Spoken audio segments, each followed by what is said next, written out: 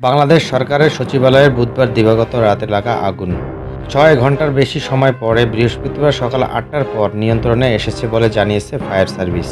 বুধবার রাত ১টার পর সচিবালয়ের ৭ নম্বর ভবনে আগুন লেগেছে বলে জানিয়েছেন ফায়ার সার্ভিস।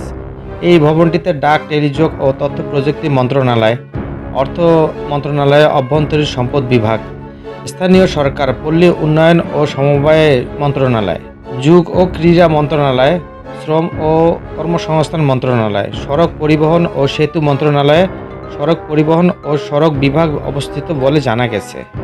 তাৎক্ষণিকভাবে আগুন লাগার কারণ সম্পর্কে কিছু জানতে পারেনি ফায়ার সার্ভিস। ফায়ার সার্ভিস থেকে বলা হয়েছে, রাত ১:৩০টার দিকে আগুন লাগার খবর পায় সংস্থাটি।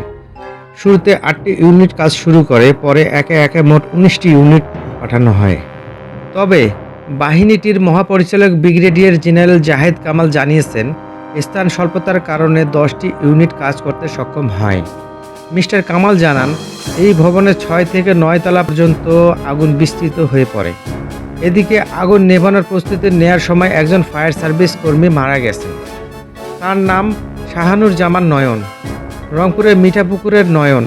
২০২২ সালে কর্মজীবন শুরু করেন। ফায়ার সার্ভিসের মহাপরিচালক জানান, পানির পাম্প থেকে লাইনের সংযোগ স্থাপন করেছিলেন এই কর্মী। সে সময় রাস্তা পার হওয়ার সময় একটি দ্রুতগামী ট্রাক তাকে চাপা দেয়।